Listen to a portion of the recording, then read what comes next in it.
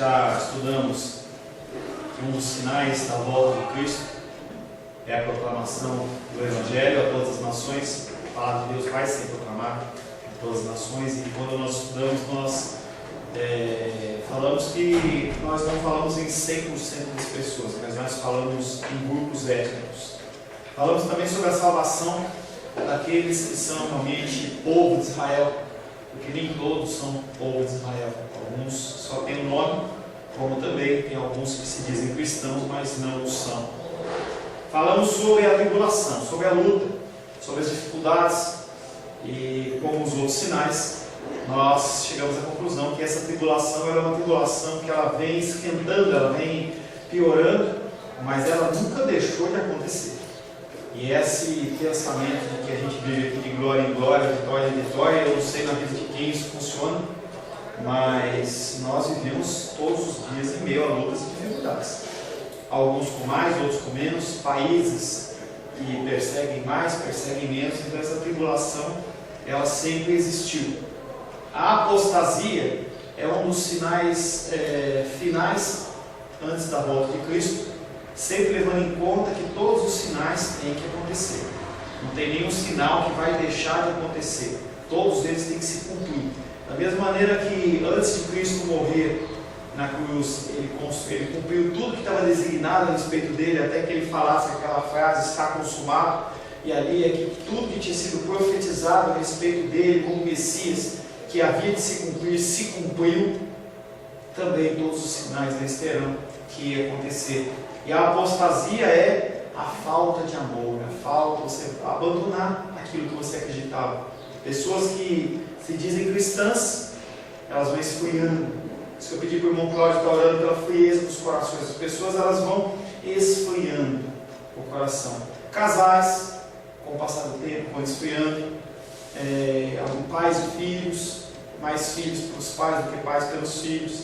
Pessoas na casa do Senhor, elas começam a acostumar e começam a colocar outras prioridades. Colocar outras prioridades em relação à palavra de Deus. Nós temos a liberdade de fazer o que a gente quiser com o nosso tempo. Nós temos 6 dias de semana e um dia ele é dedicado ao Senhor. E as pessoas, por causa dessa apostasia, por causa dessa frieza, elas colocam as coisas do Senhor em segundo plano. E essa apostasia, ela tende cada vez mais a aumentar. Cada vez mais a aumentar. O tema de hoje é um tema que as pessoas têm curiosidade de saber, que é a figura do anticristo. Nós vamos falar hoje sobre o homem da iniquidade, também conhecido como anticristo. Quando você fala em anticristo, é uma linguagem do apóstolo João. O apóstolo João, ele usa essa terminologia anticristo. Quando você fala homem de iniquidade, que é a mesma coisa, você está falando do apóstolo Paulo. São duas terminologias que refletem uma pessoa, ou um grupo de pessoas, ou um pensamento. Isso é uma coisa que a gente vocês vão estar reparando. A gente vai ter uma pessoa como a figura realmente do anticristo. Nós temos o pensamento do anticristo, que é aquele pensamento que é contrário a tudo que se fala em relação ao Senhor. E tem grupos de pessoas. Tem pessoas que na história elas personificaram a figura do anticristo. Nós vamos estar falando um pouco sobre eles. Por exemplo, Hitler. Por exemplo, Nero. Eram pessoas que eram tidas como anticristo, porque a descrição do anticristo batia certinho neles. Mas basicamente o anticristo é aquele que é contrário à ideia de Cristo. Ou é o espelho ao contrário das coisas que Cristo fazia. Se Cristo é bom, ele é mau. Se Cristo ele é paciente, esse não é. Se é manso, o outro é iracundo.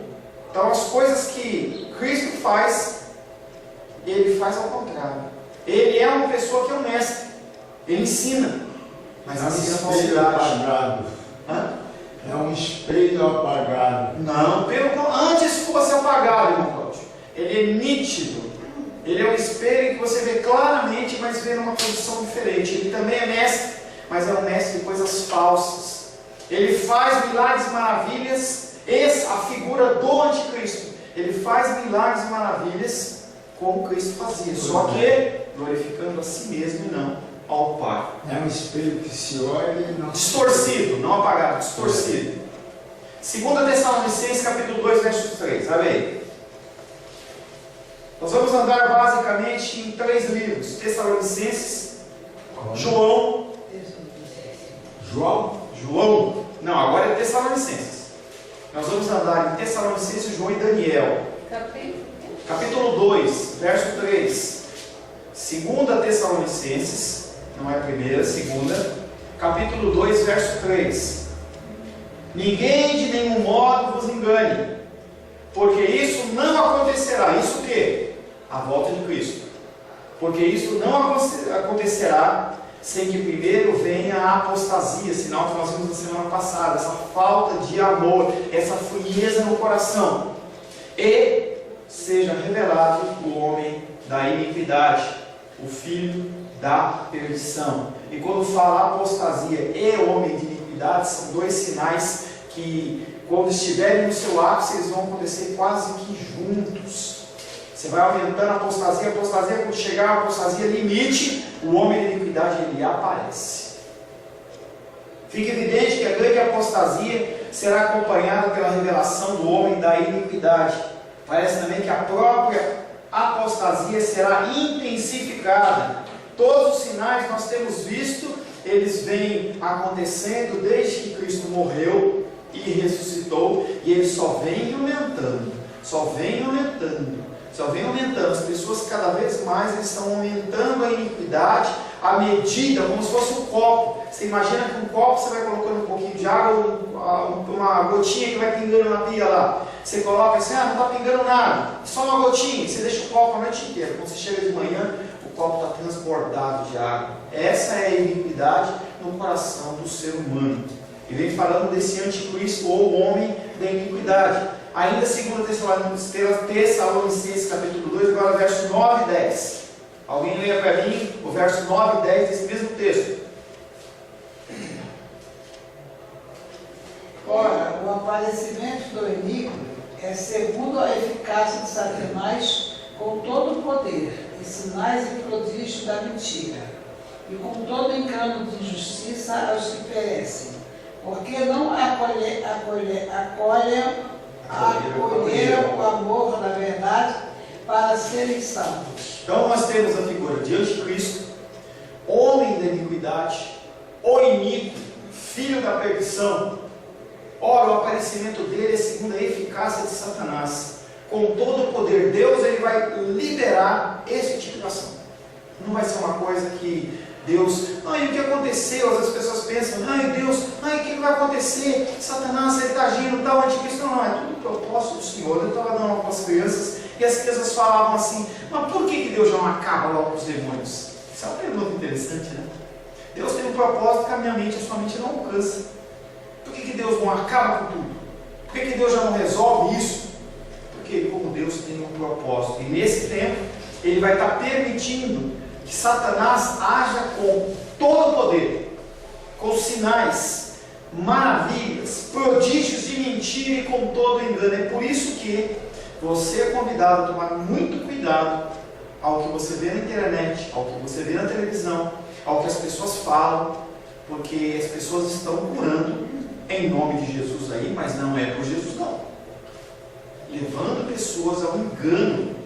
Eu não estou falando em 100%, não é isso que eu estou falando. Eu estou falando que a gente tem que tomar muito cuidado, porque uma pessoa falar uma coisa e ela acontecer, ela não é de Deus, não necessariamente de Deus. Uma pessoa orar por outro e ele ser curado, não necessariamente é de Deus. Qual que é a motivação? Será que aquela pessoa está querendo glorificar a Deus, ou ele está querendo a glória para si mesmo? Isso é uma figura do espírito de anticristo. Ele não quer que os outros sejam adorados, ele quer que ele seja adorado. E ele fala com todo o poder, sinais, prodígios da mentira e com todo engano de injustiça. Para quem? Para todo mundo? Não. Para aqueles que perecem, para aqueles que não acolheram o amor de verdade para serem salvos. Aqueles que não têm Cristo no coração, quando estiverem passando uma luta e uma dificuldade, pessoas como essa vão aparecer. Vem aqui que eu tenho uma pessoa que ora, ou reza, tem uma pessoa aqui que resolve, faz um chazinho, faz uma coisinha aqui. Mas isso está na Bíblia? Não, mas se mal não faz, você ouviu essa frase? Se mal não faz, se bem não faz, mal não faz. Não é bem assim. Fala, Rô. Não, mas se bem, mal também não vai fazer. Se não fizer bem, mal a pessoa ela tem esse tipo de pensamento. É como se ela entendesse que, porque, como cristão, ela aceitou Jesus como Salvador, foi batizado, e aí ela pode viver do jeito que ela quer, e ela vive com uma couraça. Quando ela vai sair de casa, ela fala assim: Deus me protege, vai com Deus. Aí a pessoa coloca aquela capa de proteção. Então nada acontece com ela. Isso não existe. O Senhor protege aqueles que o temem, aqueles que obedecem a Ele. E nós só podemos orar e clamar por misericórdia. Orar e clamar por misericórdia. Como no caso dos dois sinais anteriores, esse sinal também tem seus antecedentes no Antigo Testamento. O homem da iniquidade, o filho da perdição, ele não aparece. O espírito dele vem agindo. Eu quero convidar você a abrir em Daniel capítulo 7, verso 25. Vamos falar um pouquinho de história com você. Daniel 7, 25.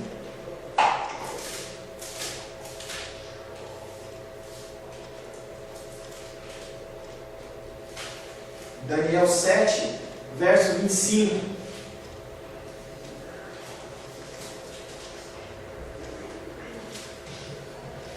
Quem achou ler, por gentileza? Proferirá palavras contra o Altíssimo, magoará o santo do Altíssimo, e cuidará em mudar os tempos e a lei, e os santos lhe serão entregues nas mãos, por um tempo, 2 tempos e metade de um tempo. Profecia de Daniel a respeito desse homem da iniquidade. Daniel profetiza que haveria uma figura de um homem que iria proferir palavras contra o Altíssimo, iria magoar os santos do Altíssimo, e mudaria leis, mudaria costumes. Essa palavra se cumpriu já. 168 a.C.,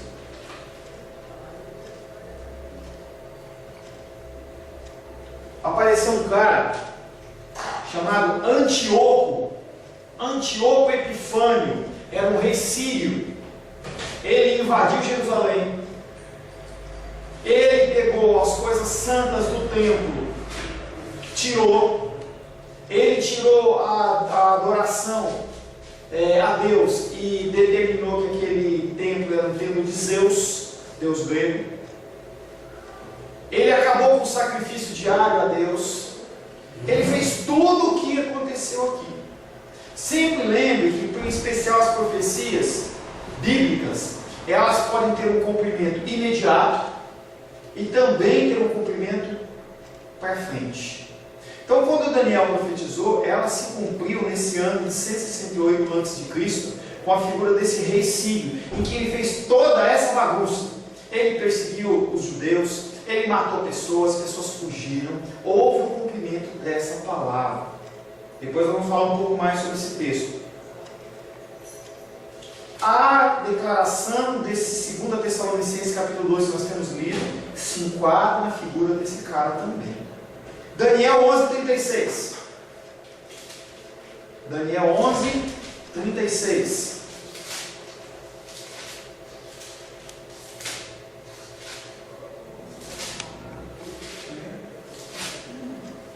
Daniel 11, pode ler.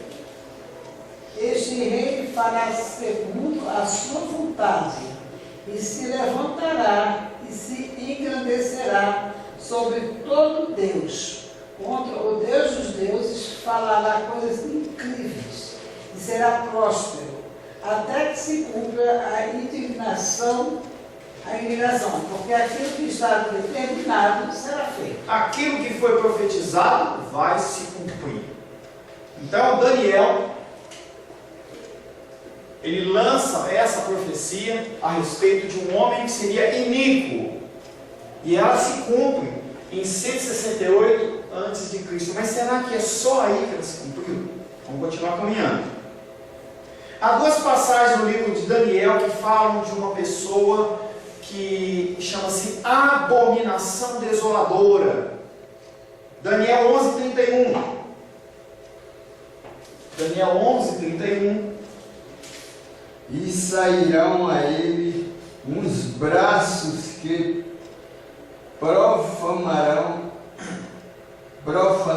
santuário e fortaleza, e tirarão contínuo sacrifício estabelecido, a abominação desoladora. Esse texto se cumpriu nesse ano. Esse homem, tipificando, fazendo um papel de um tipo de anticristo, ele foi lá e fez tudo isso. Daniel capítulo 12, verso 11.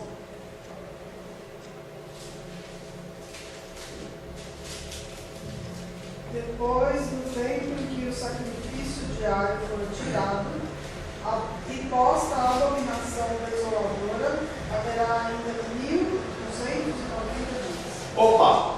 Ele está falando, ele falou em 11:31 desse acontecimento, mas ele está falando também de um tempo futuro. Então essa profecia de Daniel, ela se cumpre em dois momentos. Ela se cumpre primeiramente com esse rei sírio, mas ela também fala de uma pessoa que é o homem da iniquidade, que é o mesmo homem que é falado em João e o mesmo homem que é falado pelo apóstolo Paulo em Tessalonicenses. Um homem que no fim, na apostasia, vai aparecer. Essa abominação desoladora mencionada nessas passagens é entendida como a profanação de Jerusalém por esse rei em 168 a.C. Esse homem que mudou todo o costume. O que é essa abominação? A abominação se adorava a Deus e agora se adora a Zeus. Isso é uma abominação. Agora é importante a gente ver um negócio.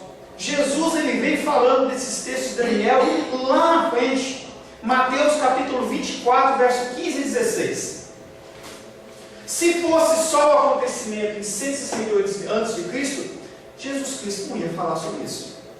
Mateus 24, verso 15 e 16.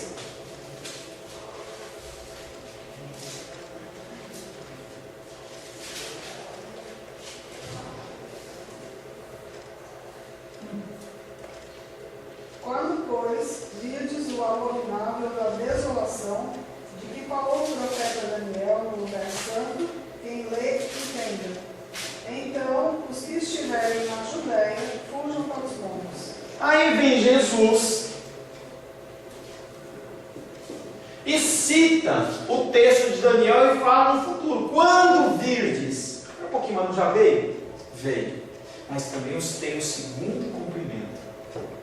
Quando virdes o abominável da desolação de que falou o profeta Daniel no lugar santo, então os que estiverem na Judéia, fogem para os montes.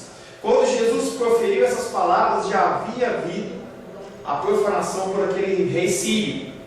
Mas ele fala em futuro. E aí ele está se referindo a alguma coisa que aconteceu 70 depois de Cristo.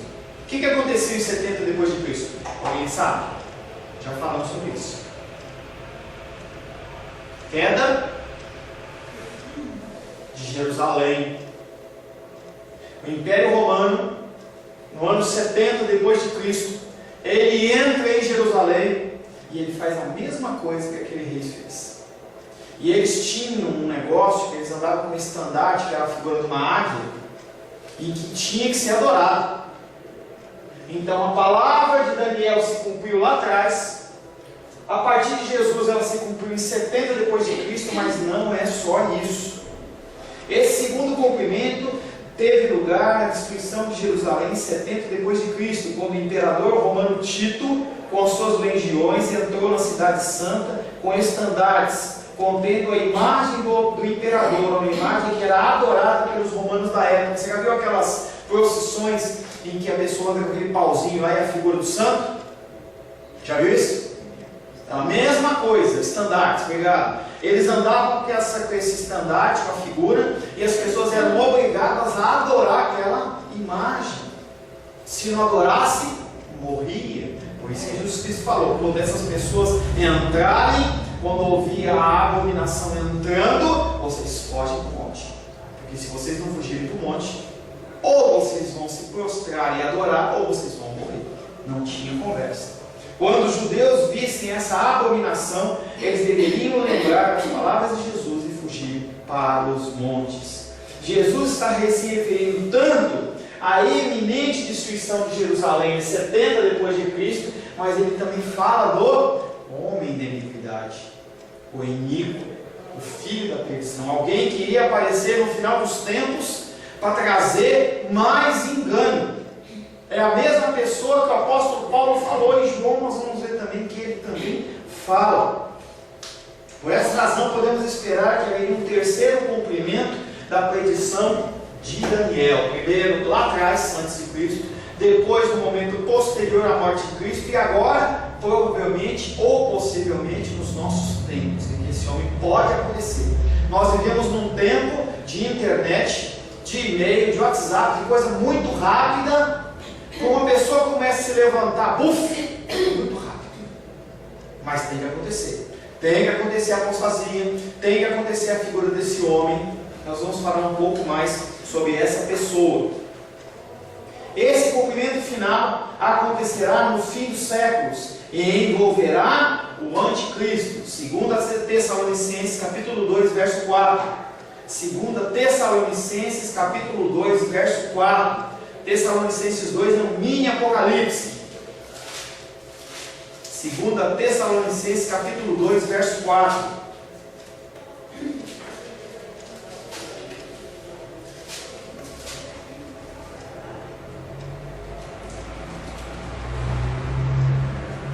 Alguém pode ler? O qual se opõe e se levanta contra tudo que se chama Deus, ou é objeto de culto, a ponto de assentar-se no santuário de Deus, ostentando-se como se fosse o próprio Deus. E é o que nós temos visto nos dias de hoje.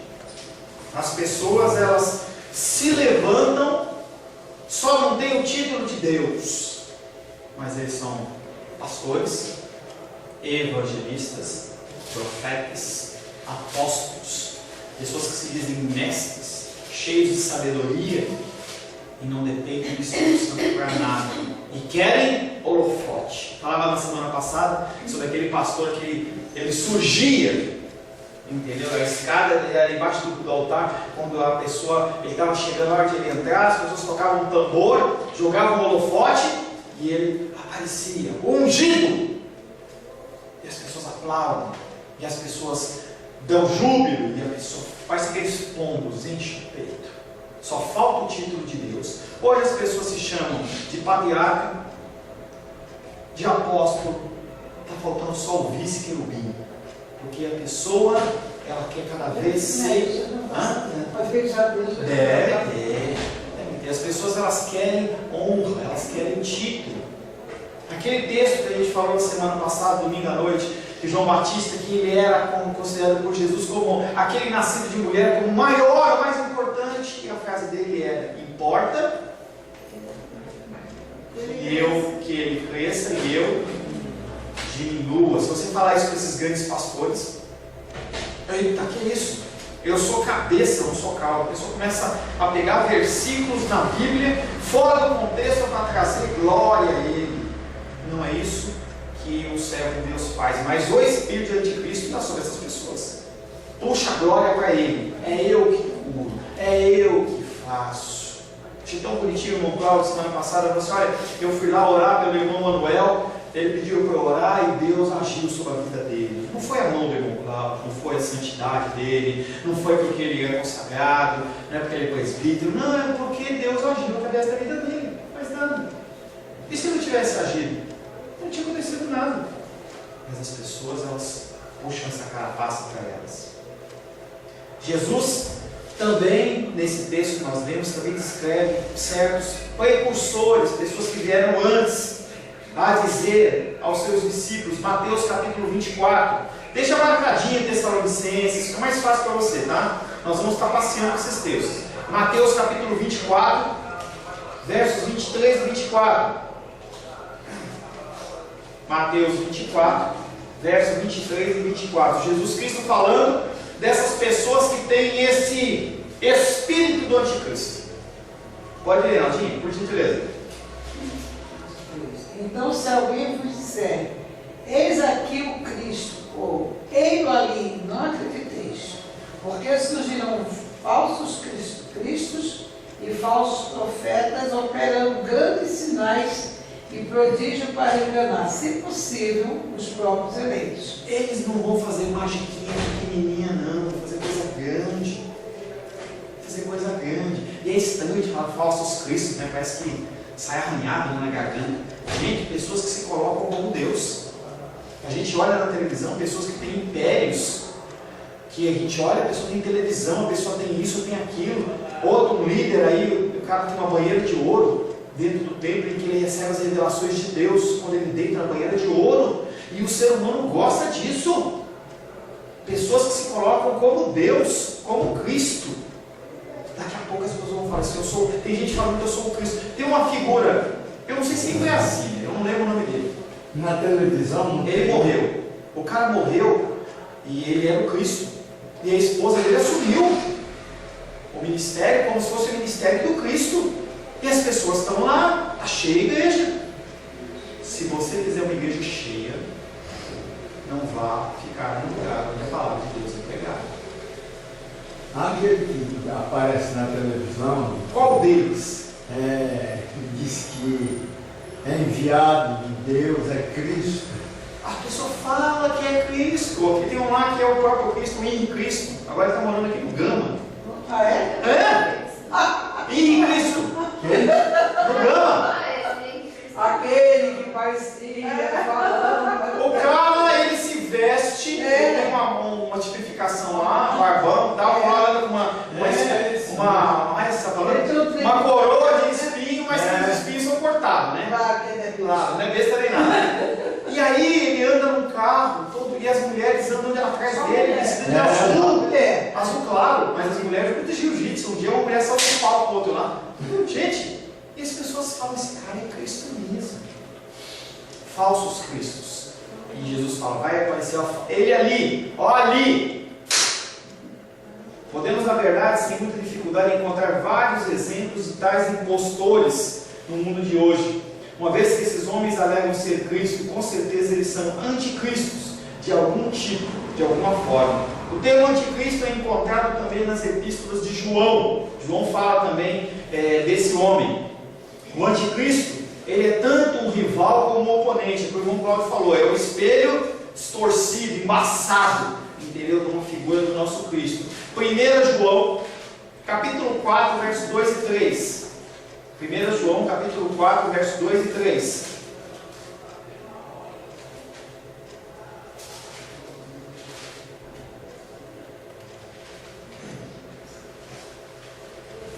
Pode ler.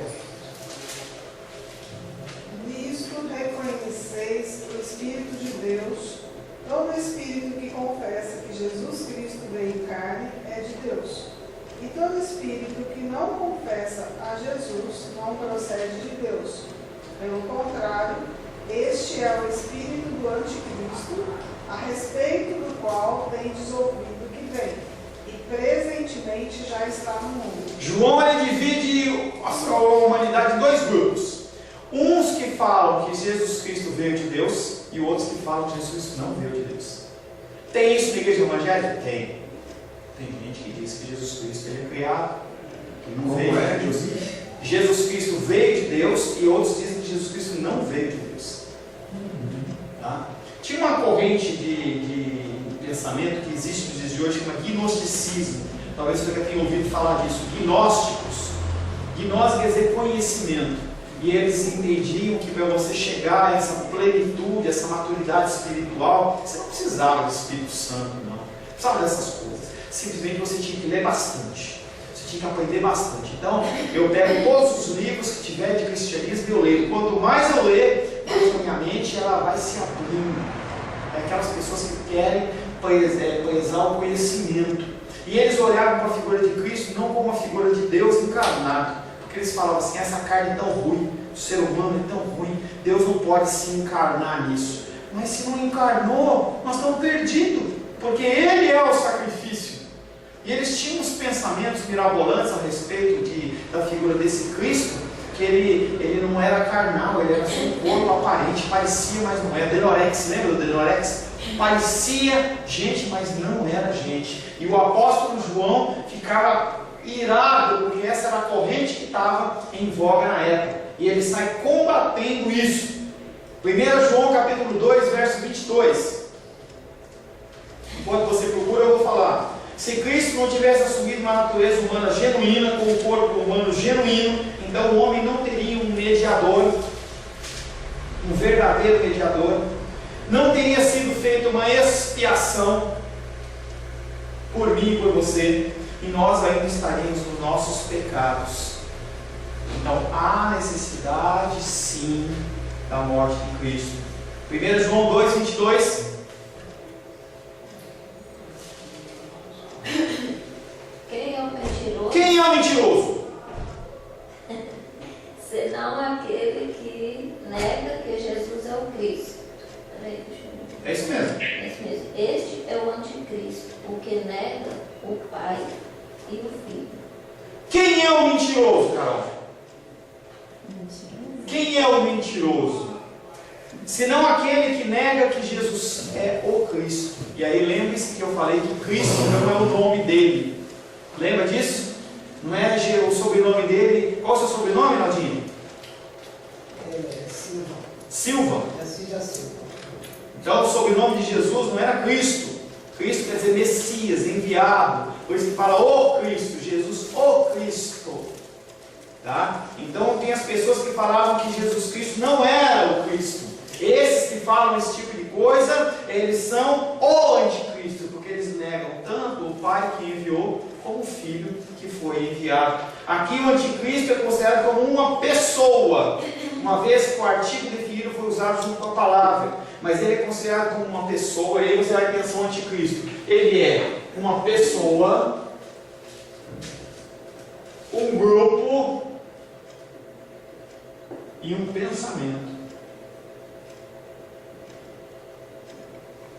Tá?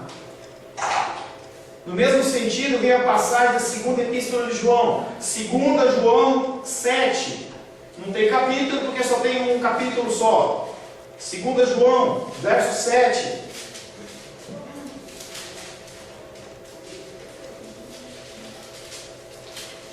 Porque já muitos Certinho, isso mesmo. porque já muitos enganadores entraram no mundo, os quais não confessam que Jesus Cristo veio em carne. Este tal é o enganador e o anticristo. Você vê que a figura do anticristo aí é falado tanto na figura de uma pessoa como um grupo de pessoas, ou um pensamento. A pessoa, eu sou cristão, mas eu não acho que Jesus Cristo não veio não em carne. Não é bem assim a história. Espírito do anticristo. Pastor, que pesado! Isso mesmo. Ou a pessoa acredita no que a palavra de Deus está falando, ou ela tem esse espírito contrário a Cristo. Porque se Cristo está falando uma coisa e a pessoa está falando outra coisa, ela é contrária a ele. É um anticristo. Pode ser uma quantidade maior, mas o cara é tão bonzinho. As pessoas falam, né?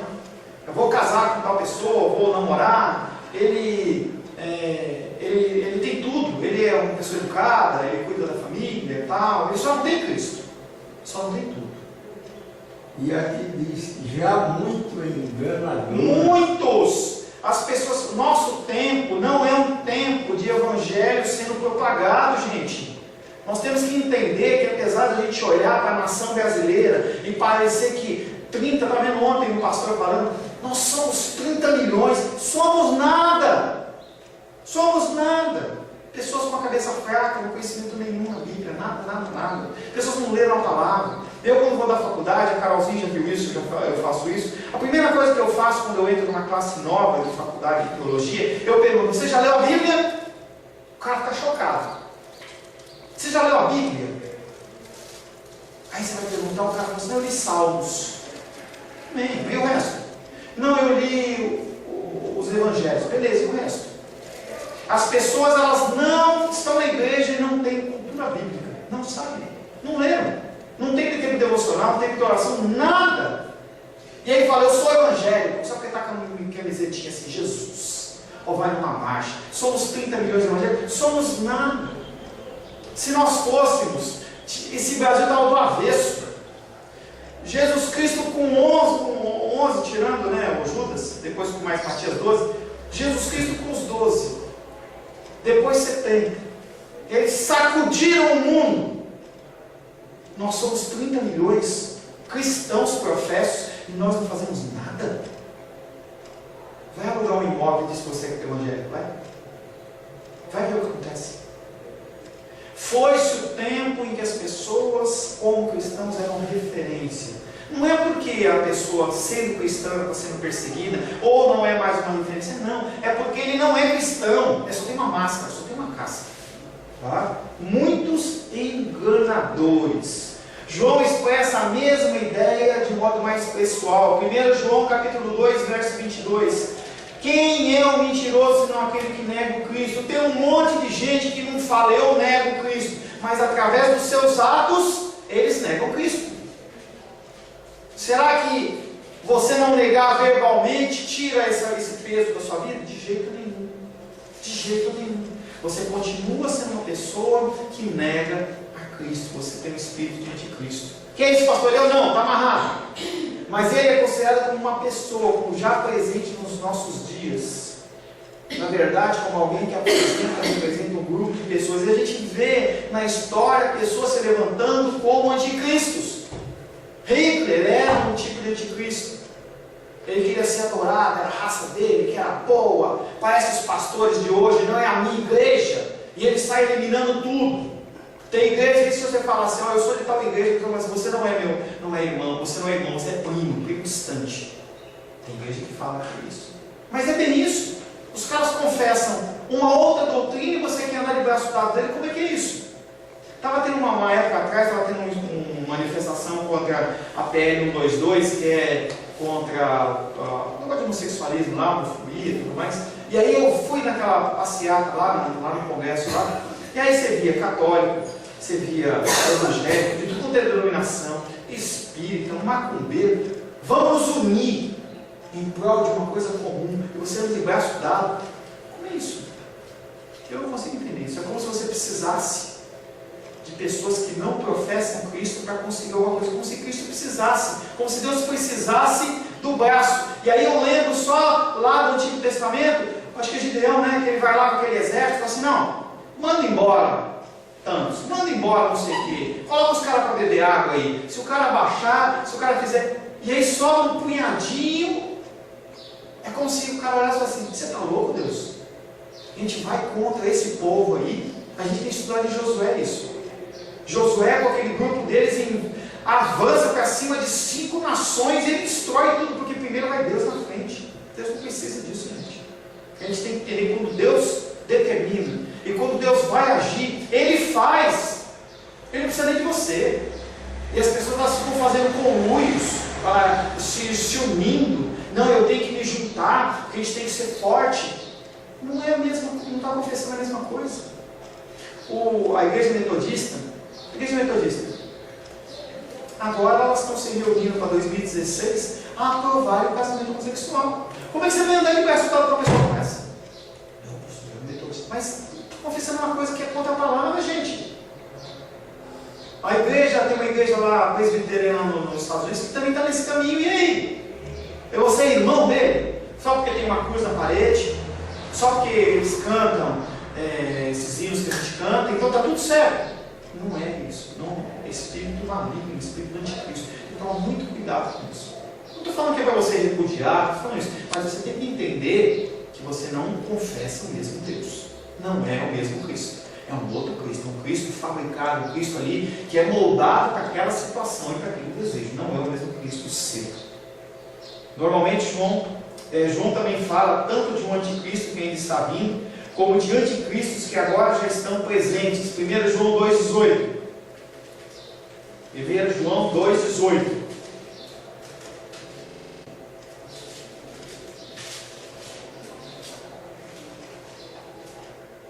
Filhinhos, já é a última hora.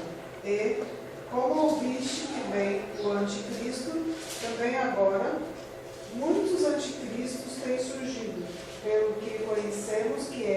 última hora. E aí ele fala do anticristo final e fala também das pessoas que se levantam como as sectas dele. É como se fosse vários João Batistas do mal. Porque João Batista ele veio para endireitar o caminho do Senhor, a vereda, o ermo. E esses homens eles vêm para preparar o terreno do Senhor, do anticristo. As palavras, como ouvistes que vem o anticristo, indicam que João efetivamente esperava o anticristo pessoal, um ser humano no fim dos tempos. Mas ele também pensava que tinha muitas pessoas que tinham esse mesmo tipo de raciocínio, raciocínio e ação. Precisamos constantemente estar em guarda contra os anticristos e contra ensinos e práticas do anticristo. Cuidado com o que você tem ouvido. O ensino do Novo Testamento é mais claro a respeito do anticristo, porque o apóstolo João ele fala, mas ele fala de uma maneira assim mais tranquilinha. Quando o apóstolo Paulo vem, ele pumba! 2 Tessalonicenses capítulo 2, versos de 1 a 12.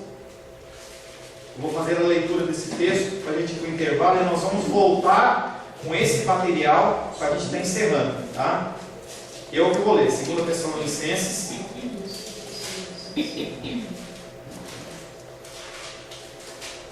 Primeira Tessalonicenses. Não, segunda.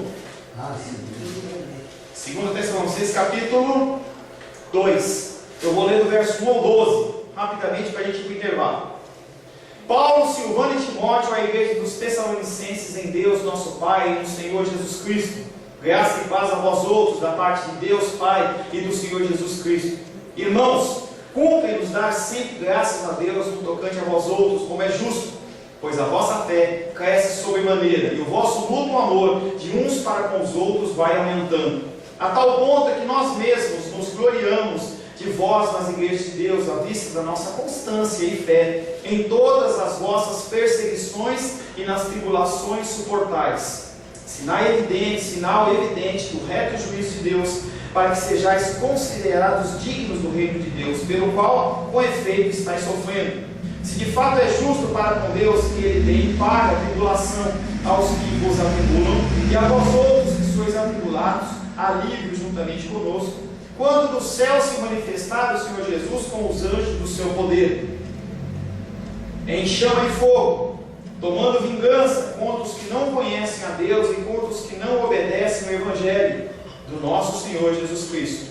Estes sofrerão penalidade de eterna destruição, banidos da face do Senhor e da glória do seu poder, quando vier para ser glorificado nos seus santos, e será admirado em todos os que creram, naquele dia, porquanto foi crido entre vós o vosso testemunho. Por isso, também não cessamos de orar por vós, para que o nosso Deus nos torne dignos da sua vocação, e cumpra com poder todo o propósito de bondade e obra de fé, a fim de que o nome do Senhor Jesus Cristo seja glorificado em vós, e vós nele, segundo a graça do nosso Senhor e do nosso Deus, segundo a graça do nosso Deus e do Senhor Jesus Cristo. Esse texto que nós lemos, ele vai começar a citar sobre esse espírito do anticristo, sobre esse homem da iniquidade, e o que vai acontecer com essas pessoas que não confessam Jesus como Salvador. O que vai acontecer com essas pessoas que ensinam falsos testemunhos? Será que vai ser a volta da valsa? Vai tudo acabar em pizza? Porque tem um grupo de pessoas que chamam universalistas, que acham que até o diabo vai se converter e está tudo certo. Chegar no fim, Deus é amor e vai ficar tudo em pizza. Não é bem assim o texto que nós temos. Amém? Coisas que são ditas a respeito desse homem da iniquidade. Primeiro, ele aparecerá na grande apostasia ou rebelião, enquanto as pessoas não chegarem no ápice da apostasia, esse momento não aparece. 2 Tessalonicenses capítulo 2, verso 3, leia. 2 Tessalonicenses capítulo 2, verso 3. Ninguém de nenhum modo vos engane, porque isto não acontecerá sem que primeiro venha a apostasia e seja revelado o homem da iniquidade. Ele aparece quando a apostasia estiver no limite. Qual que é esse limite? Só Deus sabe. A decisão é do Senhor. Qual é a intensidade? Mas pastor, eu não aguento mais. Não importa. Aí o Senhor ele tem a medida dele. Ele será uma pessoa. Haverá um ser humano, uma pessoa que irá, vamos usar um termo um termo, como é que eu vou dizer? Macumbístico. Ele incorporará essa figura do anticristo. Não é só um pensamento, não é uma filosofia, não é um grupo de pessoas, mas uma pessoa. Ele será uma pessoa. A descrição fornecida nesse capítulo que nós lemos já não pode se referir a nada além de uma pessoa definida. Ele é denominado o filho, o homem da iniquidade. Verso 3. Homem da iniquidade, filho da perdição, o qual se opõe e se levanta contra tudo o que se chama Deus, ou é objeto de culto. Verso 4. O verso 4 fala que esse homem ele vai se levantar e tudo que se falar em relação a Deus, ele vai contra. Se há uma, como é que é? Acho que é o Che Guevara, né? Se há uma questão, eu sou contra. Tem aquele tipo de pessoa, né? Ele vai Se há em governo, sou contra. Se há um governo, eu sou contra. Quanto é com a SAP, né? Se tem alguma coisa que leva a adoração a Deus, esse homem vai ser contra. Porque ele quer adoração para quem?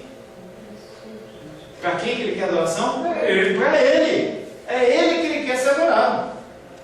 Até indiretamente, recusando o Deus, já está adorando ele. Exatamente. Tá? É dito que ele se assenta no santuário de Deus, que é o que a Rosângela está falando. E isso pode ser uma série de coisas, mas não quer. As pessoas às vezes estão esperando que o templo em Jerusalém seja reconstruído. Ele vai sentar no templo de Deus, no santuário de Deus, não necessariamente. Tá? Não necessariamente.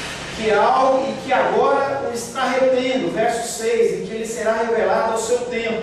É dito mais adiante que o Senhor Jesus o matará com o sopro da sua boca, no verso 8. 2 Tessalonicenses, capítulo 2.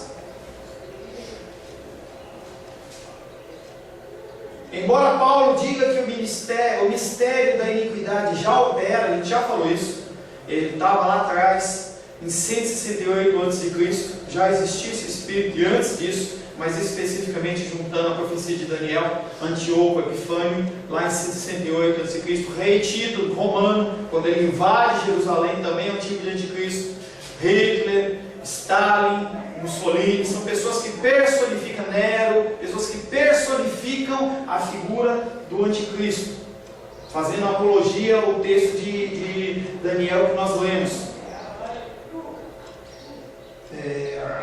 Embora Paulo diga que o mistério da iniquidade já opera no mundo, em seus dias ele claramente prediz a vinda de um homem da iniquidade final, antes que Cristo venha de novo. Portanto, não está totalmente claro, mas aqui sim, em João não, mas no apóstolo Paulo sim. Então, como todos os outros sinais, quando a gente falava de pregação do Evangelho, de dificuldade, a coisa vai melhorando. Quando você fala de tribulação, a tribulação ela vem acontecendo, em todas as épocas ela vem acontecendo. Se você olhar na internet, países do Oriente Médio, você vê Iraque, Irã, se você vê alguns países da África, Coreia do Norte em especial, você vê que é forte a tribulação lá. Então essa tribulação ela vem acontecendo no corpo de Cristo. Outros sinais, conversão de judeus. Nós vamos falar sobre terremotos ainda lá no finalzinho, terremotos, como isso sempre aconteceu, explosões de vulcões, são coisas que sinalizam o juízo de Deus, tá? Mas não são os sinais mais importantes. O homem da iniquidade é a mesma coisa, eles vêm acontecendo, seja como pessoas, grupos, pensamentos, mas vai acontecer um homem que vai encarnar ou incorporar essa figura do anticristo, que vai ser aquele no tempo final mesmo. Eu até penso que esse Estado Islâmico seja um precursor para esse homem, abrindo caminho para esse homem. Tudo é um cenário. Eu discordo do Senhor, porque o Estado Islâmico ele tem um outro cerne, um outro foco, mas eles são todos participantes dessa peça teatral, digamos assim. Eles fazem parte. Tá? Eles vão ser, a palavra de Deus lá, não vamos mexer com o Apocalipse, mas chega um ponto em que a gente fica, todo mundo está lá, ora pela paz de Israel, briga do israelense com o pessoal usado, os palestinos, aquela briga. Vai chegar um tempo em que esse homem da iniquidade vai fazer esse papel, de aparecer uma pseudo-paz, e as pessoas vão olhar e falar assim: estou sentindo o cheiro americano. Terceiro, o homem da iniquidade será objeto de adoração. Além de ele exigir adoração, ele vai ser um objeto de adoração. As pessoas têm fascínio por líderes bem-sucedidos, e esse homem vai ser. As pessoas olham e falam assim: se esse homem está aí nessa condição, bem de vida e tal, então quer dizer que Deus está abençoando. As pessoas ligam a bênção financeira e material, o sucesso humano, eles ligam com bênção de Deus. Você tem que ligar com o propósito de Deus, não com bênção de Deus. Quando a gente já estudou lá no Nabucodonosor, Ezequiel, era um homem extremamente bem sucedido. Ele tinha toda a parte do mundo conhecido, ele dominava. Mas ele foi um instrumento de Deus, ele não era abençoado de Deus, diferente o raciocínio. O homem da iniquidade será objeto de adoração. Ele não somente se oporá a tudo que se chama Deus e é adorado, mas também se assentará no santuário de Deus, ostentando-se como se fosse o próprio Deus. Em outras palavras, ele se oporá a qualquer adoração que não seja uma adoração a Ele. A gente vê bastante nas igrejas hoje. As pessoas, elas tentam manter os seus membros como se fossem ovelhas do seu pasto, não é do pasto do Senhor. Não é pasto do Senhor, pasto. A Rosana usou na quarta-feira, entendeu? Conhecido que é pescar em outro aquário. Entendeu? Pescar em outro aquário. Parece que as pessoas elas ficam disputando. Eu já comentei, acho que na semana passada, tinha uma moça que começou a congregar com a gente aqui, e ela morava lá em Ceilândia, uma série de dificuldades, entendeu? Porque ela mudou para cá, e aí ela começou a gostar do culto aqui, foi falar com o pastor dela, nunca mais apareceu. Não responde e-mail, não responde WhatsApp, nada, entendeu? Nada. Alguém falou alguma coisa e a mulher sumiu. Tem a responsabilidade humana, seja do líder, seja da pessoa, mas alguma coisa lá aconteceu. Eu não estou preocupado com isso, gente. Tem um casal aqui, uma menina que é minha aluna lá de Ceilândia, que ela vem quando pode, mas ela tem dificuldade, não tem, o Fabiano já deu carona para ela, não tem metrô. Como é que a menina vai ficar voltando de táxi? É complicado, uma moça solteira e tudo mais. Agora ela falou comigo essa semana assim: olha, eu consegui uma igreja aqui perto de mim que parece que é uma igreja bíblica. Glória a Deus, vai com Deus. Fabiana e a Carol, não, a gente está orando fogo, vamos começar a orar forte para todas as portas de apartamentos se fecharem fora do horário. Isso é uma coisa incrível. A expressão, depois a gente vai falar sobre isso. A expressão assentar-se no santuário de Deus não deve ser entendida como implicando que haverá novamente um templo judaico, literalmente. Tá? Também não há necessidade de que seja a igreja. O Senhor, há possibilidades e opções, mas a gente não pode definir, que nem tempos. A gente não pode definir, a gente sabe o que está acontecendo, está próximo, mas a gente não sabe quando vai acontecer. Quando? Aonde? Não sei. A palavra de Deus diz que Ele vai se assentar no trono de Deus. Onde é isso? Será que é no trono do meu coração e do seu coração? Pode ser também. Como pode ser igreja, pode ter uma série de opções. Essa exigência do homem da iniquidade em ser adorado envolverá em perseguição. Porque uma pessoa que exige adoração, ela não aceita que outros adorem ela. Entendeu? Então a pessoa vai começar assim: ou você me adora, ou você morre. E aí tem uma série de ficção científica, falando de marca da besta, chips, negócio tal, a gente não vai tratar sobre isso. Entendeu? Mas vai haver esquemas financeiros, esquemas econômicos que vão te empurrar, vão te forçar para isso, para que você se dobre. As pessoas aconteciam bastante isso na época da reforma, na igreja primitiva.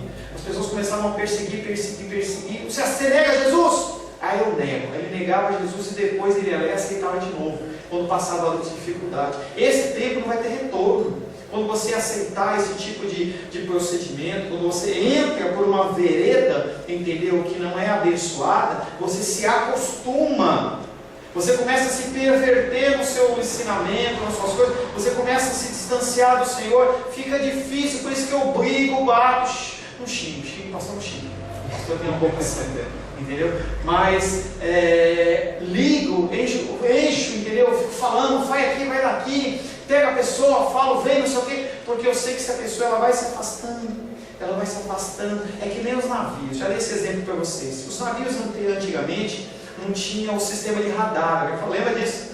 Não tinha sistema de radar. Então, 3, 4 vezes por dia eles tinham que medir, sextante, eles mediam com a luz tal, não sei o que e tal, para ver se ele estava no curso. Hoje não, já se autocorrige. Se você se desviar um menor grau que seja, passado um tempo, você vai estar muito longe do seu alvo. É muito complicado. O GPS é a curva. Hoje tem o GPS, mas o GPS é o Espírito Santo para a gente. Mas se você não tem o Espírito Santo, ou se você está afastado, ele está falando e você não está ouvindo. E aí a gente estava vindo para cá, a gente estava conversando, tem uma igrejinha aqui atrás, que é estranho, a gente não sabe como é que é lá, porque não tem culto de manhã, quando tem à noite, a gente só ouve por volta das 8 horas o louvor deles, que dá uma estourada, e aí some. Quando a gente acaba o nosso culto, eles já foram embora. Como é isso? A gente vai esquecer, o barulho do Espírito Santo, a voz do Espírito Santo começa a ficar distante. Daqui a pouco você não está ouvindo mais, aí você começa a tomar as decisões por sua própria conta e risco. Essa adoração vai gerar perseguição, vai gerar tribulação. Em outras palavras, a intensificação ela vai ser nos finais dos tempos. Nós estamos aqui nem a lagosta. Falava com as meninas na quinta-feira. Quando você vai fazer caranguejo ou lagosta, você coloca ela viva na panela, coloca na água e você abre e liga a água aqui, o fogo. E ela vai esquentando aos poucos e ela não percebe. E aí ela morre cozida. É isso que vai acontecer. As pessoas elas não vão perceber. Quando perceber já era. Está cozido, já está no prato do cão. Entendeu? 4. O homem de iniquidade fará uso de milagres enganosos e ensino falso. A mesma coisa que Cristo fazia, ele vai fazer. É o espelho distorcido. Vai acontecer milagre. Se você está com um problema, entendeu? Vai lá no centro de macumba, ver se não cura você. Vai lá. Ó, o pastor Stênio me mandando ir no centro de macumba. Vai lá no espírito. Ele vai fazer uma operação espiritual. Essa dificuldade que você tem, talvez mude de lugar, mas ela vai sumir. E aí?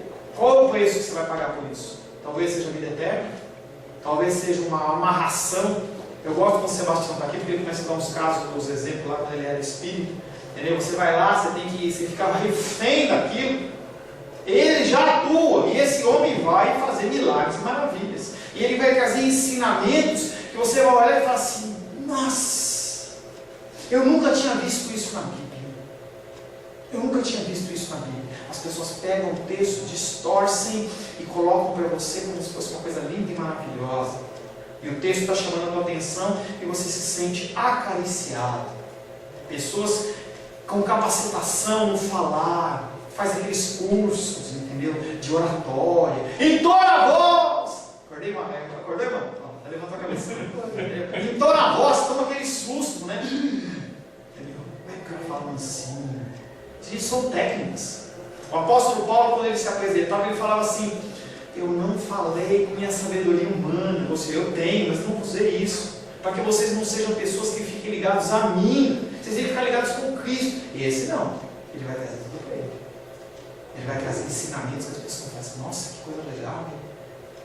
Coisa legal. Por isso eu acho muito coerente esse pensamento de que ele vai governar administrativamente, mas também vai governar espiritualmente.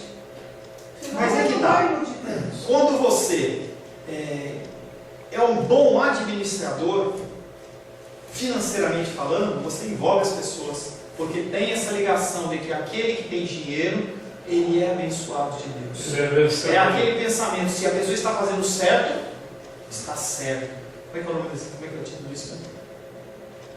Tem uma palavra que eu estou tentando lembrar desde ontem. Tem uma filosofia que diz: se você está fazendo algo e dá certo, está certo. Pragmatismo? Pragmatismo, obrigado. Eu estou querendo lembrar, você ia começar com P e não lembrava. Pragmatismo. As igrejas evangélicas estão cheias. Eu já comentei esse exemplo, eu vou dar de novo. Uma pastora lá do Rio de Janeiro, ela estava sendo entrevistada num programa da GNT, em que falava de mulheres espirituais. E ela estava falando assim: quando ela começou o trabalho lá no Rio de Janeiro, lá nas favelas, sei lá onde lá, as pessoas, os pastores olhavam para ela e torciam o nariz. Porque biblicamente não tem a figura da pastora, entendeu? A líder. E ela falava que ela sofreu muito em relação àquilo, mas que com o passar do tempo a igreja dela foi enchendo. E aí aqueles mesmos pastores que falavam dela, estavam nas igrejas vazias, começaram a ir lá para ela e falar assim: como que você consegue encher a sua igreja? Está fazendo, está certo, então está dando certo. Se as pessoas olharem e falarem assim: poxa, o pastor Paulo está lá no no Guaraú. Guaraú que é? Está aqui no Guaraú, entendeu? E tem 20 pessoas, melhor condição aqui é 20 pessoas. Hoje nós estamos em 1, 2, 3, 4, 5, 6, 7, 8, mais 5 lá embaixo, nós estamos em 13 pessoas. Não está dando certo, ele não está fazendo o que é certo. Nossa medição não pode ser a medição quantitativa, e sim a medição do propósito. Eu não digo para você que às vezes meu coração se entristece. Eu sou ser humano, gente. Tá? Mas entenda que o propósito de Deus é o propósito de Deus. Não está numa igreja cheia ou vazia. A gente não pode pensar nesse tipo de coisa. Porque se começar a inventar moda, a igreja enche. Mas vai cumprir o propósito de Deus? Não. Tá? E esse homem da iniquidade, ele vem trazendo milagres enganosos e ele vem trazendo ensinamentos falsos. Por essa razão podemos ver nesta figura a culminação da oposição do homem a Deus. A figura do homem de iniquidade é planejada claramente para ser a duplicação, é o espelho, só que distorcido de Cristo. O homem da iniquidade será totalmente destruído por Cristo na sua segunda vinda. Isso vai acontecer. Esse homem de iniquidade, independente dele ter dinheiro, independente dele ser capacitado, independente dele ter um QI 2000, independente de qualquer coisa, quando o Senhor Jesus Cristo se apresentar, ele vai ser destruído. Não tem como você comparar o verdadeiro com o falso. Você quer o falso, você quer o verdadeiro. O verdadeiro vai destruir o falso. O homem da iniquidade será totalmente destruído por Cristo em sua segunda vinda. Então será de fato revelado o iníquo. Verso 8: a quem o Senhor Jesus matará com o sopro da sua boca e o destruirá pela manifestação da sua vida. A presença de Cristo, a presença da luz, faz com que as trevas se afastem.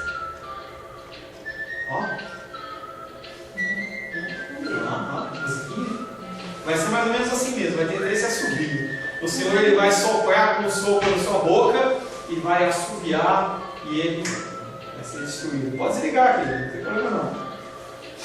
A figura do homem de iniquidade é planejada claramente para ser a duplicação final e escatológica do homem de Jesus Cristo, que foi enviado por Deus para destruir as obras de Satanás.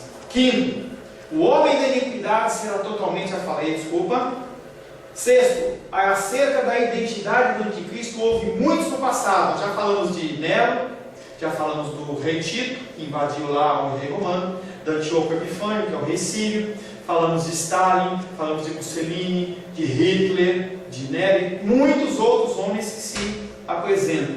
Nero foi frequentemente lembrado nesse sentido. Após a sua morte, alguns pensavam que Nero ia ressuscitar. E eu lembro que eu vi um filme. Eu não lembro se você lembra dessas séries, aquelas séries, é para os velhos, assim, tá? Terra de Gigantes, Perdidos no Espaço. Eu lembro que tinha uma dessas séries aí, Túnel do Tempo, lembra aí? Túnel do Tempo. É uma série antiga, era preto e branco ainda. Eu lembro que os homens voltaram no tempo, eles estavam ali naquele tempo de Nero. Nero tinha sido morto, e aí começou aquelas músicas de terror no finalzinho assim, e mostrava o túmulo do Nero abrindo e ele levantando. É exatamente esse pensamento. Eles pensavam que Nero ia ressuscitar para ser realmente o anticristo que era esperado. Na época da reforma, Lutero, Calvino, Zwingli, aquelas pessoas olhavam para o Papa como anticristo. Hoje ainda, as pessoas olham para o Papa e falam assim: esse é o anticristo. Olhavam para aquele Papa lá, o Ratzinger, Bento XVI. O de agora é qual? Francisco. Eles olhavam para o Bento XVI e falavam assim: esse cara é o Satanás. Gente, o cara é crente. Tenho 3 livros dele. O cara tem um pensamento, ele tem umas viagens lá, mas o cara tem um pensamento cristão. Ele queria tirar Maria da adoração. Tiraram ele daquele lugar. Cara. Então o cara não tinha nada de Cristo, mas as pessoas elas personificam.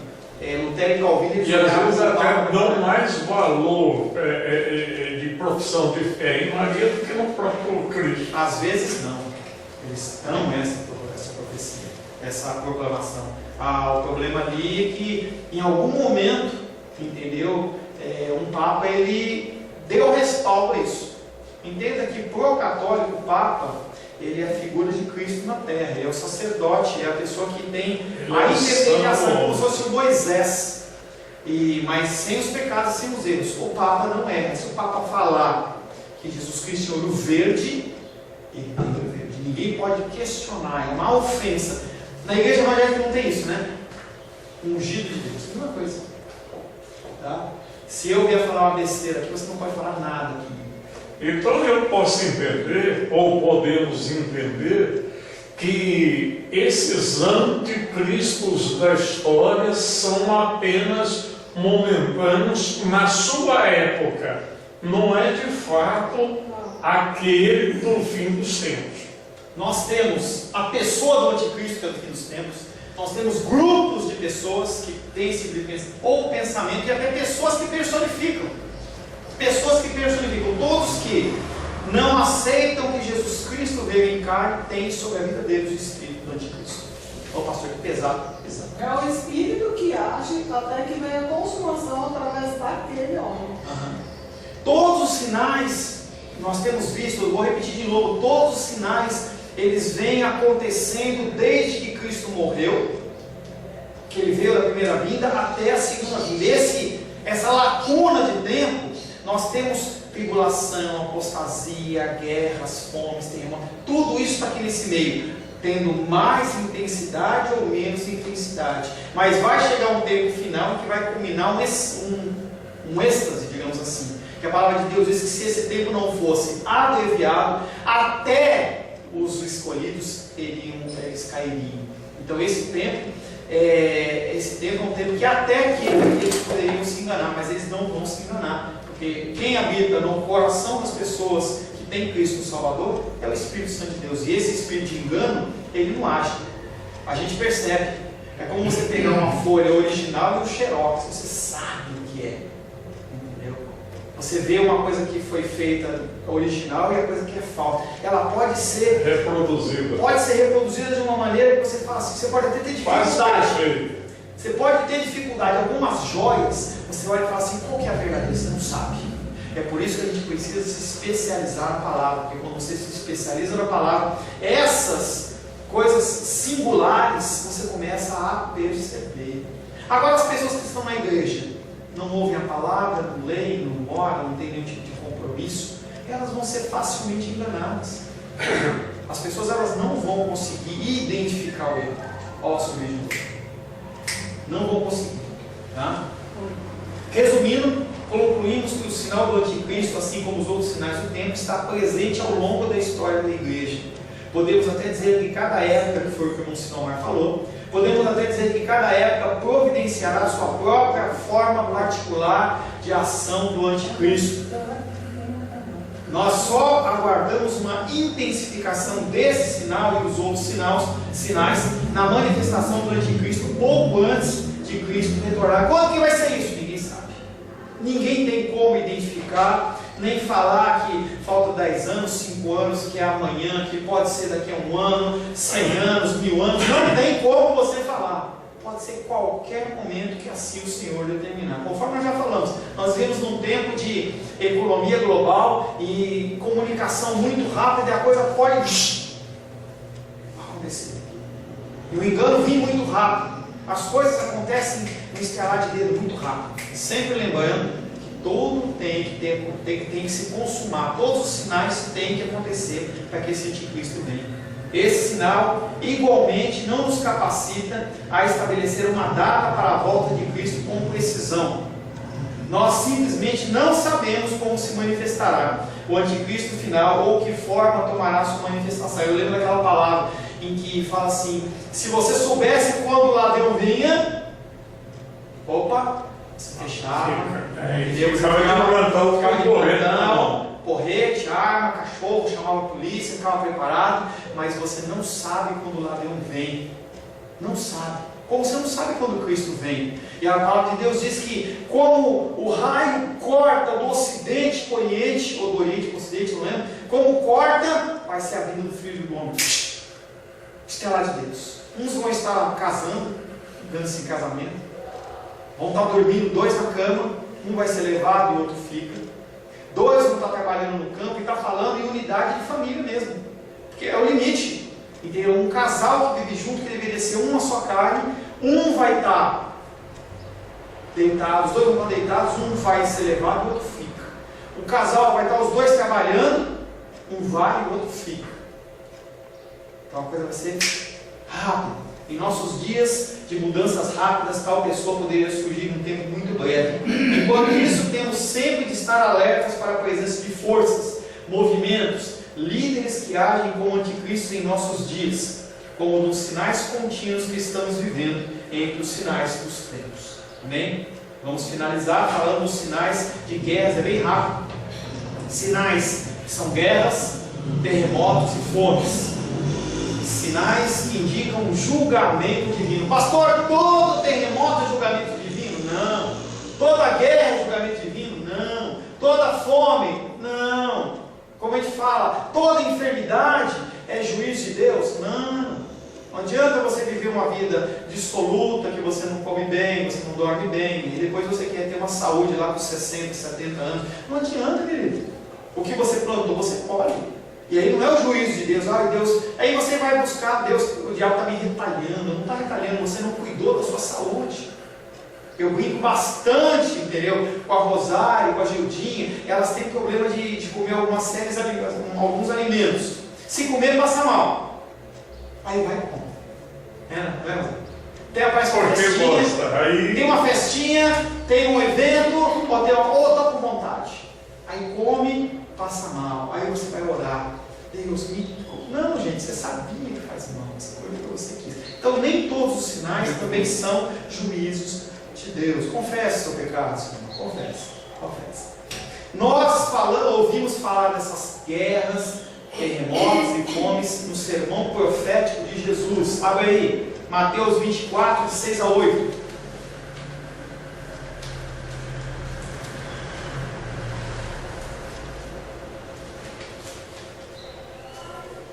Leia aí, Fabiano, você não leu nada ainda hoje, vai? Mateus 24, versos 6, 7 e 8. Ouvireis falar de guerras e rumores de guerras. Ficai atentos. Não vos alarmeis. É preciso que isto aconteça, mas ainda não é o fim. Pois uma nação se levantará contra outra, e um reino contra outro. Haverá em diversos lugares fomes e terremotos. E tudo isso será o começo das dores. E as pessoas acham que isso se refere a um princípio das dores antes do anticristo vir.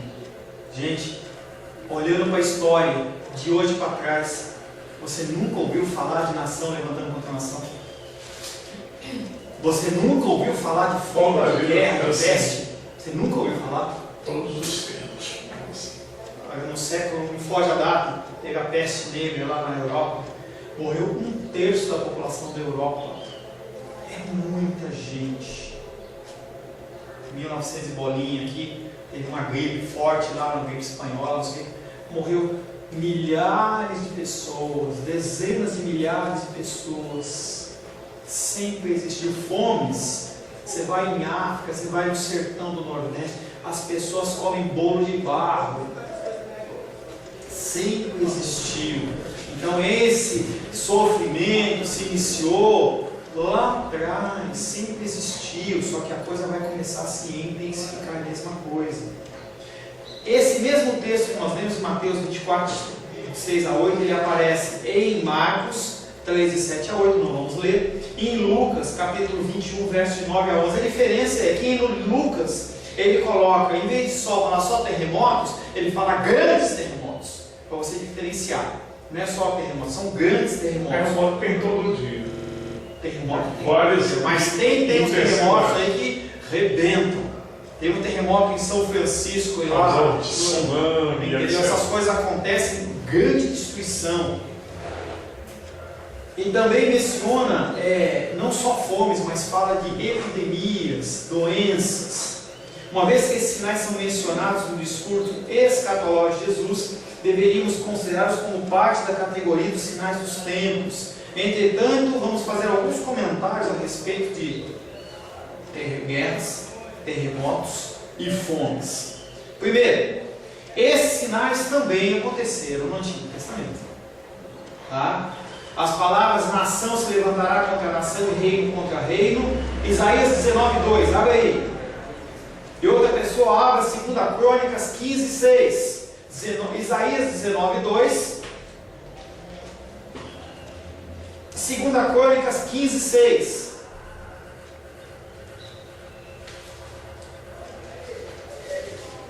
Quem achou, leia.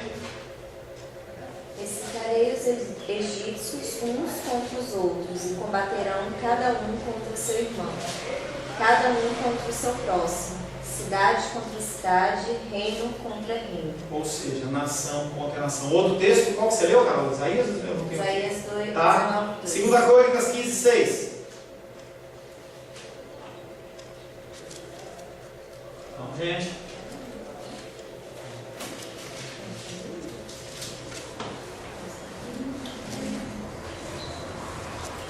Dos filhos de Merari, Azarías, o chefe. Porquanto, não. 2 Crônicas 15:6. Porquanto nação contra nação e cidade contra cidade se despedaçavam, pois Deus os conturbou com toda sorte de angústias. Ou seja, já existia nação contra nação se levantando no Antigo Testamento. Terremotos, eles são mencionados frequentemente em passagens do Antigo Testamento, descrevendo a ação de Deus. Juízes, capítulo 5, 4 e 5. Carol, Rô, Salmos 18:7. Juízes, capítulo 5, versos 4 e 5. E a Rosângela vai ler Salmos 18:7.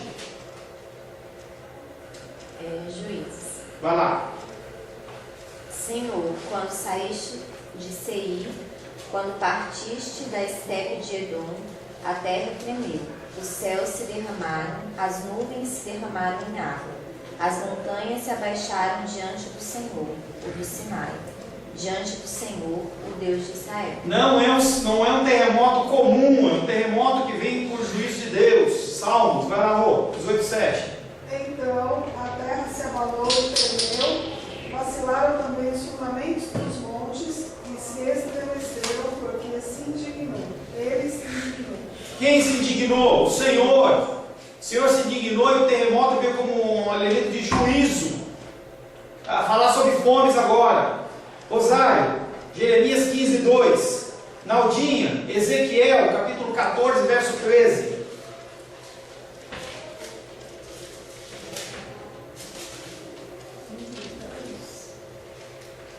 Quando te perguntar, para onde iremos? Diz-lhes, assim diz o Senhor, o que é para a morte, para a morte, o que é para a espada, e o que é para a fome, para a fome, e o que é para o cativeiro, para o cativeiro. Fome como juízo de Deus. Ezequiel 14:13, por gentileza. Filho do homem, quando uma terra pecar contra mim, cometendo graves transgressões, estenderei a mão contra ela, e tornarei estável o sustento do pão, e enviarei contra ela fome, e eliminarei dela homens e animais. Você acha que você tem condição de entrar em guerra de braço com Deus? Ele está falando aí, quando ele dá o juízo, já era. É o bolso furado. Entendeu? O cara junta e o negócio vai. Você não consegue satisfazer. Juízo de Deus. Toda fome é juízo de Deus? Não. Toda guerra é juízo de Deus? Não. Mas essas que nós citamos e outras que nós não temos tempo são juízos de Deus. Esses sinais são evidências do juízo divino. Isso não significa que pessoas suportam sofrimento ou morte como resultado de tragédias como guerras, terremotos e fome. São todas elas objeto do desígnio da ira de Deus. Mas tem pessoas que são. Quando a gente olha aquela tsunami que teve lá na Indonésia, juízo de Deus. As pessoas eram contra os cristãos, matavam. Um dos países de maior perseguição cristã, Indonésia. Tá? A gente não pode afirmar, Deus não apareceu e falou, mas você vê os elementos, entendeu? Que as pessoas são contra Deus, prestam adoração a outros deuses, maltratam o povo do Senhor, e o Senhor, Ele é zeloso com o seu povo. Esses não são sinais do fim, isso é uma coisa que você tem que entender. Está acontecendo um terremoto, aconteceu lá na Índia, acho que foi a Índia agora, né? Teve um terremoto. Onde teve terremoto? Nepal. Teve um terremoto no Nepal, acho que uma semana depois outro, pá! As pessoas saíram desesperadas. Ainda estavam saindo da poeira quando eu ouço. Saindo do meio, ainda não tinha limpado a casa direito ainda, mas já estava foi sentido em outro país, gente. Imagina, acontecer um tremor aqui no Guará e a pessoa sentir lá na Argentina. Olha que coisa maluca. Mas isso não é o fim, não é sinal do fim. São coisas que vêm acontecendo durante os tempos do Senhor. Porque Jesus diz claramente, Mateus 24, 6, ainda não é o fim. E não espera que você fique alarmado. E certamente ouvireis falar de guerras, rumores de guerras. Vede que não vos assusteis. Ele fala para você assim que é cristão, não se assusta não. Isso é preparação do meu caminho.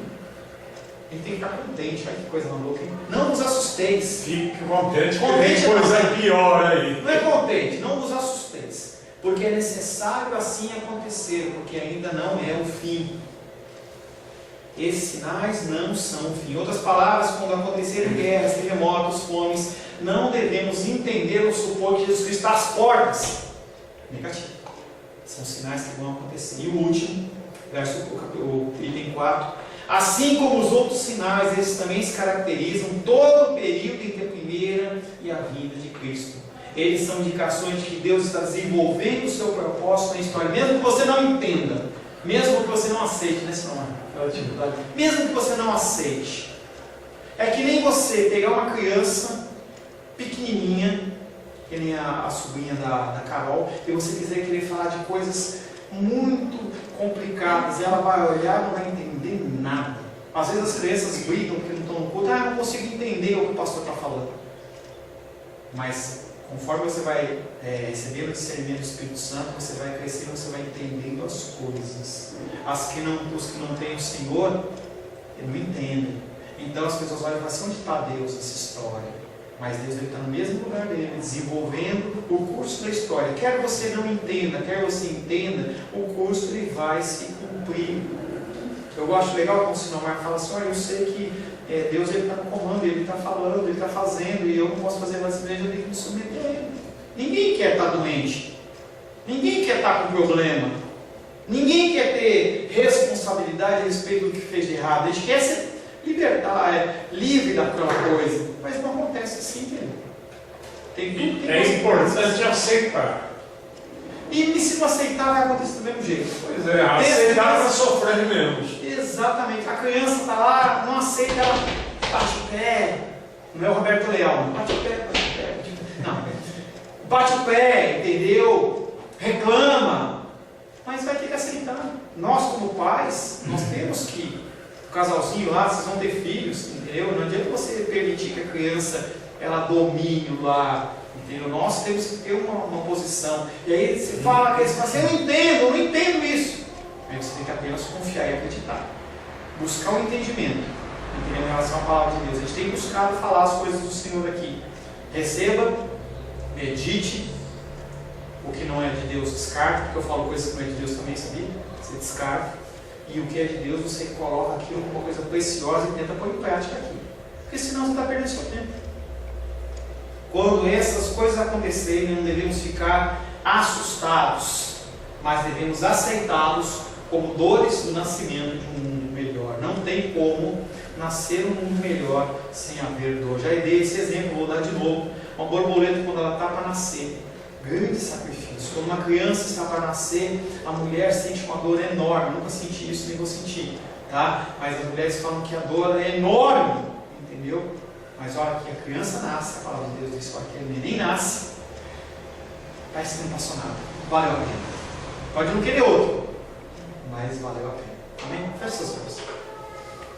Senhor, em nome de Jesus, nós queremos agradecer ao Senhor porque podemos estar estudando os detalhes, os sinais dos tempos, Pai. Sabemos que tudo vai ter que acontecer antes que o Senhor volte. Nós queremos nos colocar como instrumentos da Tua vontade. Nós queremos, Pai querido, nos colocar como ferramentas do Senhor.